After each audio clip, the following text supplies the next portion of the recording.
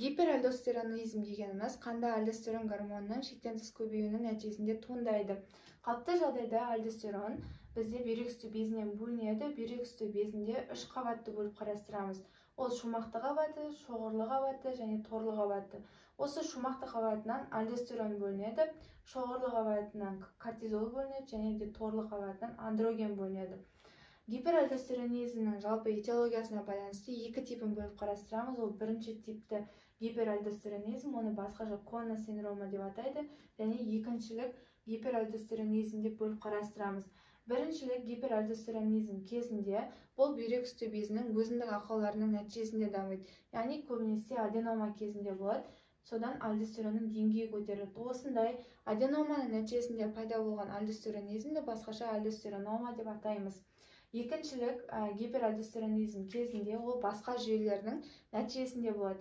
Яғни ренин, ангиотензин, альдостерон жүйесінің активтеніп кетуінің нәтижесінде ренин активтенеді, одан ангиотензиноген, одан ангиотензин 1, одан ангиотензин 2-ге айналады да, бұл альдостерон деңгейін көтеріп жібереді.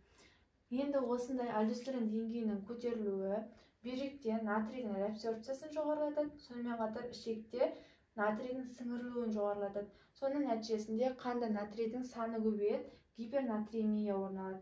Гипернатриемия кезінде қанда осмостық қысым көтеріледі де, ол орталық жүйке жүйесіндегі гипофиздің артқы бөлігіне әсер етеді. Онда АДГ, яғни антидиуретикалық гормонның синтезі жоғарылайды. Антидиуретикалық гормон қан арқылы бүйрекке келіп, судың реабсорбциясын жоғарылатады. Судың реабсорбциясы жоғарылағандықтан қанның айналым көлемі көбейіп кетеді. Бұны гиперволемия деп атаймыз, және ол кезде артериялық гипертензия дамиды. Артериялық гипертензия осы гиперальдостеронизмнің негізгі клиникалық көрінісі болып табылады. Одан кейін гипернатриемия бізде эндотелийдің ісінуін тудырады. Эндотелий ісінетін болса, қанның шеткі кедергісі көбейеді де, яғни соның нәтижесінде артериялық гипертензияның дамуына алып келеді, яғни қан қысымы көтеріледі. Одан кейін гипернатриемия сонымен қатар қанда ғана емес, тінаралық сұйықтықтар да көбейеді. Соның нәтижесінде ол біріншіден ісінуді тудырады, екіншіден осы тінаралық кеңістік көбейгендіктен, сонымен қатар ол осмостық зат болғандықтан, осы тіндегі сұйықтықтарды тінаралық кеңістікке өзіне қарай тартады.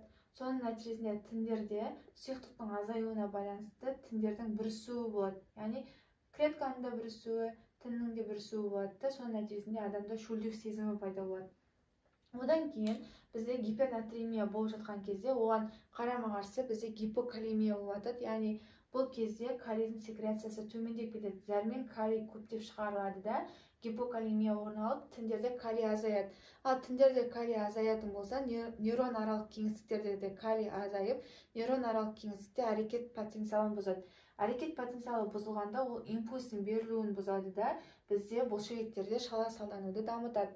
Одан кейін келесі бізде бүйрек шумақшаларында ол H+, яғни секрециясын жоғарылатып жібереді, яғни қанда H+ деңгейі төмендеп кетеді.